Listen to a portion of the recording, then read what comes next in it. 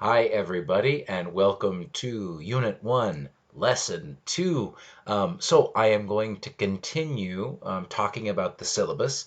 And again, this is our first unit, so we're still learning how to do this class successfully. So, I'll keep sort of repeating the same instructions, but hopefully, you're doing Lesson 2 after you've done Lesson 1. So, if you have not done Lesson 1 yet, I strongly encourage you, which means encourage means like I think you should, I give you advice.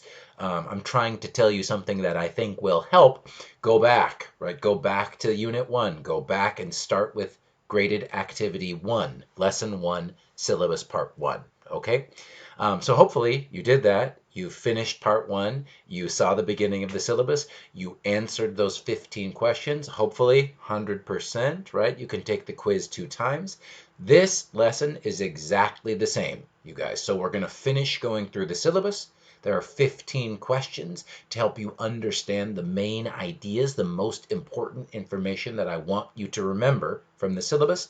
And then we'll be done. We'll go on to using Canvas after we finish the syllabus. But we'll continue right now. So hopefully you know what we're doing and what's going on. So let's finish with the syllabus, and then I'll tell you what comes next, because after the syllabus, we're going to start sort of more, more normal lessons, right? Lessons that we'll see for the rest of the semester. So I'm going to continue. We're here at a section of the syllabus called Learning Goals. Okay. So every class at a college in the United States has something called Student Learning Outcomes, right? And this is usually shortened, right, an abbreviation, just the letters, to SLOs. S for student, L for learning, O for outcomes, SLOs. So these SLOs are what the college wants you to learn in each class, right? For me, I like to call SLOs learning goals. Okay, so that's what this part of the syllabus is going to tell you about. So the learning goals for our class are below. I'm going to read them to you. We'll look at them together. I hope that they'll help you understand what we're doing in class, and even more importantly, I think, is, why, right? Why we're doing it. So I've broken our learning goals into 3 big categories, right? And categories just means groups or like a type of something. So our 3 categories are writing as a process, reading and writing genres, probably a new word that you will hear me say a lot this semester. I'll tell you what it means soon. And writing mechanics. If you don't know what these categories are or even what they mean, don't worry, okay? We're going to talk about it and I'll teach you during the first few units of this semester. There's also a graded learning activity, just like I said, at the end of this video for you to better understand our learning goals. So let's talk about them just for a little bit so you know again why we're learning, what we're learning. So first category here, writing as a process, right? And a process means something with a beginning and a middle and an end, right? A process is something that's a verb, right? It's something that you do. It's not like a thing that it's stays the same forever. Process means beginning, middle, and end, change, right? So writing as a process. So here are learning goals for this category. 1, I hope that you will learn creative pre-writing strategies so that you have a plan before you start writing. Number 2, I hope that you will understand, reflect on, and reflect on really just means think about, right? Like when you look in a mirror, you see a reflection so that you can see what you look like and be aware, and that's what reflecting on is, the same thing. So I hope that you'll understand, reflect on, and effectively respond to class-specific writing assignments. 3, I hope that you will critically assess and then revise your own writing for main ideas, themes, and content. And again, we will talk a lot about this. So if you're like, oh my gosh, what is Professor Jeff talking about? I promise, in Unit 2, we're going to talk about this a lot.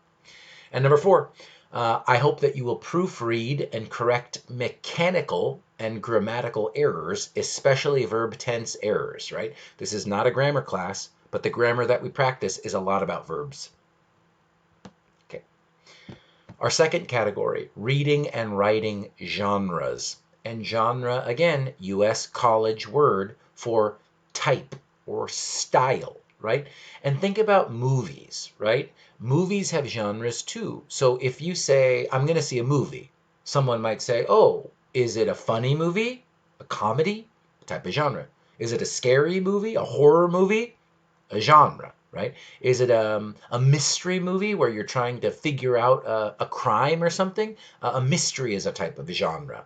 So genre just means a type of reading and writing. And just like there are many different types of movies, right? There's lots of different types of books. You probably know that, right? Fiction, nonfiction, same thing. Funny books, scary books, whatever.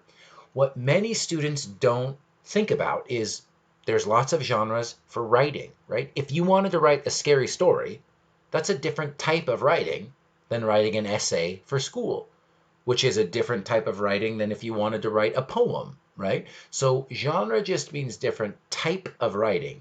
And I really think this is going to help you all as you keep taking classes at ARC, and especially when you get your bachelor's degree, if you want to study and get a graduate degree in the United States. Understanding that there are different types of writing is going to really help you in every class you take after this, okay? So in this second category, reading and writing genres, we have three learning goals. Number one, I hope that you will analyze essays to point out means see, understand, genre-specific forms, including main ideas, themes, supporting ideas, topic sentences, and details, right? Number two, I hope that you will effectively organize your own ideas into a variety of different essays in different genres. And number three, I hope that you will write academic essays on familiar topics in a specific amount of time, right? So all these goals are just saying, I'm going to teach you how to write a summary, which is different than a problem and solution essay, which is different than an opinion essay, right? So that's all these goals are really talking about. And the third category here that says writing mechanics, right? Mechanics, again, more academic vocabulary here.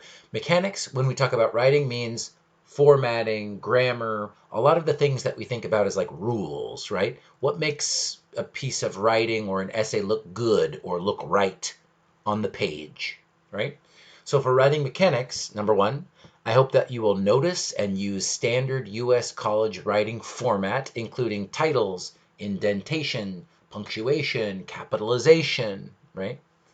Number two, I hope you'll use a variety of compound and complex sentences with effective connecting words and phrases. So when we talk about grammar in this class, we're mostly talking about verbs and sentence structure. And each unit will give you some practice for one of those two things, sentences or verb tenses, right? Because if you look at number three, the goal here, I hope that you will improve your confidence when using different verb forms, including verbs in the past, present, and future tense, as well as the progressive and perfect aspects. And that's where we're going to start in Unit 1, actually. We're going to start with simple past and present perfect verb tense practice. And number four, the last of our learning goals, I hope you'll improve your confidence using irregular, modal, and gerund verb forms. And if you don't know what that is, don't worry, we'll talk about it. You probably know from W40, but we'll talk about it more later. And that's it. That's our learning goals, okay? And I will ask you questions about this in the quiz below. So if you want more information or you need more information, rewind this YouTube video, right? Go back, read the syllabus, read those sentences, put on the subtitles. I really want you to understand these learning goals here, okay? Okay. Appendix C, and this is our last appendix, so we're almost done with the syllabus. So Appendix C talks about course structure. Structure means organization, the plan, and our grading policies.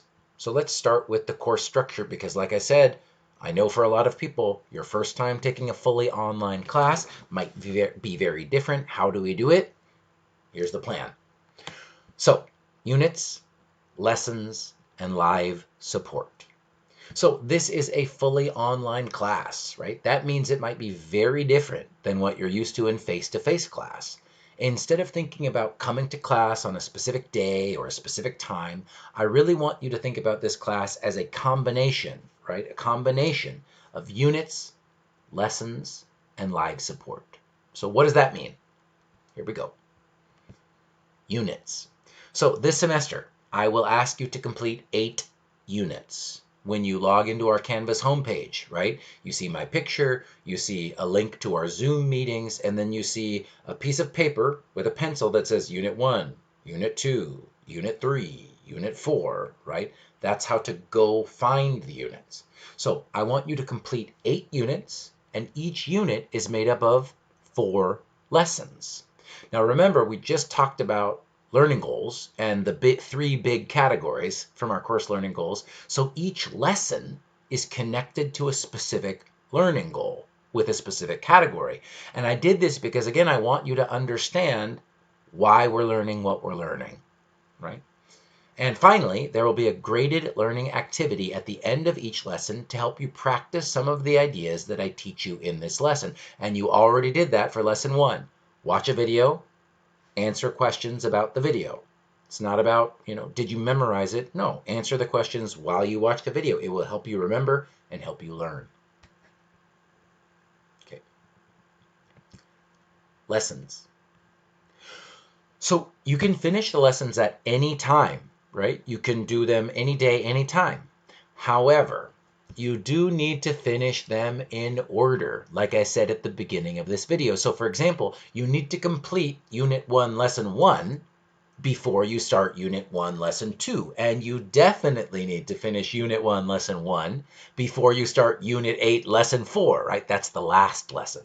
So you can complete as many units, as many lessons as you want at a time, but you have to go in order, right? So if you're busy and you can only do work 1 day a week for this class, that's fine. Okay, you can do all 4 lessons at one time. It might be exhausting, right? That means make you really tired. It might be a lot of work, but my goal is that you can finish the work at a time that's best for you, your family, your job, your life, right? That's one great thing about doing fully online class. And finally, the last part of our class is called live support, right? And this is where we will use Zoom to make sure that you have a lot of live support and have a chance to connect with me and to connect with each other this semester. We're going to do this 2 different ways, okay? So one is the students' Zoom room. And here's how this will work. 2 days a week, there will be an open Zoom room where you can go talk to other students in the class. There's a daytime Zoom and an evening Zoom, right? So if you work during the day, you can't meet during the day, that's fine. Maybe you can go in the evening. Or if it's better for you to go during the day, perfect, right? So this semester, these times are right here. And I'll say this a lot this semester, okay? But the students' Zoom room day is Tuesday and Thursday from 10 a.m. to 12 p.m. And you can come anytime. You don't have to come for all 2 hours. You can come from 10 to 10:30 or from 11:30 to 12 or whatever, anytime, okay? Students' Zoom room evening here is also Tuesday and Thursday, but from 6 p.m.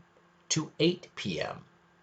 So every Tuesday, every Thursday, Zoom rooms are open for you to talk to each other, answer questions for each other, share information, just connect with each other like you would in a normal class, a face-to-face class, right? So these Zoom meetings will not be recorded. You can say whatever you want. You don't need to worry if I'm watching or listening. No, these aren't recorded. And you will receive 0.25 points of extra credit every time you attend one of these meetings and stay for at least 30 minutes, right? And there's a sign-up sheet so that you'll know if other students will be in the Zoom room with you so that you can talk to them. And when we do our first Friday Zoom this week, during the first week, we'll talk a lot about the Zoom rooms, the sign up, and what you can do with those spaces, right? But I probably won't be there. Maybe sometimes I'll come in and say hello and see what's going on. But those are really just rooms for you all to talk to each other and help each other. And again, in Canvas, inside of Confer Zoom and Zoom, it keeps track of your name and who shows up. So for the extra credit points, I'll know if you were there, right? All you have to do to get those points, show up, stay for 30 minutes, maybe do your homework if you want, or talk to each other, or anything, right? Anything that you can think of to help you with this class, that's what that room is for. And I think we'll get to sort of create how it can be the most helpful for us as we go through the rest of the semester. So we'll find out.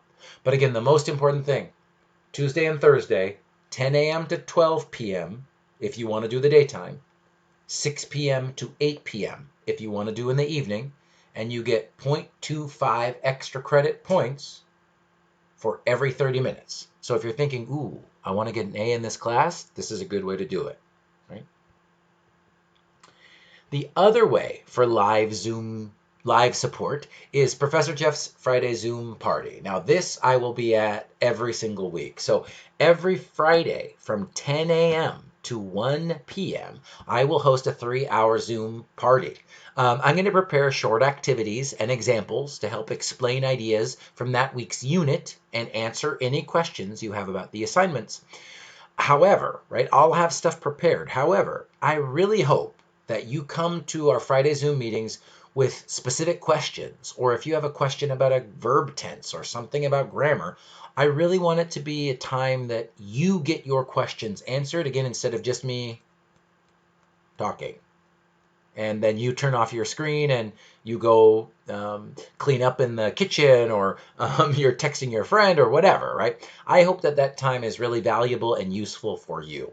And if you can only come for an hour, come for an hour. If you stay for the whole 3 hours, great, right? But just, I hope that you can come and get information from me, connect with each other in any way that will help you with the class, okay? So remember, like we talked about above in the syllabus and in lesson 1 in the video, you will not receive or lose any points for attending these meetings, but I do expect you to watch the videos, right? Even if you can't come, all the Zoom meetings will be recorded. I will post them in Canvas, and if you can't come, I want you to watch those videos. This is important. You won't lose points, but I want you to know all that information. It might show up later, right? In a writing assignment or in a quiz, okay? So that's what I say here. You will not receive or lose points for attending these Zoom meetings, but I do expect that you will watch the video for any Friday Zoom party that you miss, and you'll be responsible for the information I present. Okay. Now I know this is a very different way to have class. We're going to talk about this a lot during this first week. So if you have questions, write them down, try to remember them. We'll talk about them this week. Finally, we're almost done, is information about grading policies, right? So for the graded learning activities, there's a graded learning activity at the end of every lesson. Each graded learning activity is worth 15 points. All of them are worth 15 points. And for all of them, you get 2 attempts for each graded learning activity unless the instructions say otherwise. So I'll just keep saying it, you guys. This is not a test to see who has the perfect knowledge or perfect information, who can get a C, who gets a B. The quizzes are there to help you learn the things I want you to learn. I'll just keep saying it. Watch the videos 2 times. Turn on the subtitles. Watch the video 3 times before you answer the questions. I want 15 out of 15. I want 100% for these. You can do it. Okay? And the last one, before you start the next quiz, right? Before you start the 15 points for the graded learning activity for this lesson, is information about the major writing assignments. And we will talk about this in our Zoom meetings a lot. But here's how the major writing assignments work, okay? Every unit has a major writing assignment with instructions, examples, and grading rubrics. Starting in Unit 2, there's no major writing assignment for Unit 1. We're just learning how to do this, all right? Now, you can only submit a major writing assignment if you've completed all the lessons in that unit. So you need to do lesson 1, 2, 3, and 4 before you start the writing assignment, okay? Then, Each major writing assignment will have a due date, okay? And it's always on a Sunday. It will always be a Sunday. It will always be posted in Canvas. I will always talk about the writing assignment on the Friday Zoom party before it's due on Sunday. Now, to receive a 100%, right, to get a perfect score, you have to submit something by that due date, right? It doesn't have to be perfect because I'm going to talk about why next, but you have to submit something. If you don't submit it on that Sunday, it's not late, right? Because there's no perfect due dates in this class, but you can't get a 100%. So I'm trying to encourage you, submit something, because once you submit your first draft on that Sunday, I'm going to grade it. I'm going to give you feedback. Sometimes I'll write the feedback. Sometimes I'll make a video. Sometimes maybe I'll just record my voice for you. But I'll give you feedback about how to fix it, make it better. Then, I'm excited about this. I hope you are too. Then you have the rest of the semester to revise and resubmit your writing for a higher grade. Okay, now we have a video about this in Unit 2. We will talk much more about this. But this means if you submit something on a Sunday, right, the due date, then I give you, let's say, a B minus. Let's say you get 80 points. And then I tell you, fix this, improve that, fix the grammar, move this, whatever. Then you do that. You type more, you fix it again, you resubmit it. Maybe you get a perfect score after that, right? Your grade will keep going up if you keep revising, improving, and fixing your paper. And this is exactly what I mean about writing as a process, right? It means it's something that you keep doing. It's not about trying to create one perfect essay one time and then you're done. That's really not what writing is like, right? You write a draft, you get some feedback, you make some changes, get more feedback, make more changes, and hopefully it just keeps getting better and better, right? And again, we'll talk more about this during Unit 2. But that is it, right? That is the end of the syllabus. That's the end of Lesson 2, and hopefully you are ready to begin your graded learning activity. And we're almost ready to start talking about how to use Canvas, right? But again, I hope that you learned a lot about how we will do this class, right? What fully online classes look like, and how it's going to be different than what you're used to. So if you have questions, write them down, think about them, try to remember them. We'll talk about them in Friday's Zoom meeting. But I hope you enjoyed reading the syllabus with me, and I hope you feel confident about getting 15 out of 15 on the graded learning activity below. All right, I will see you all in the next lesson. Bye, everybody.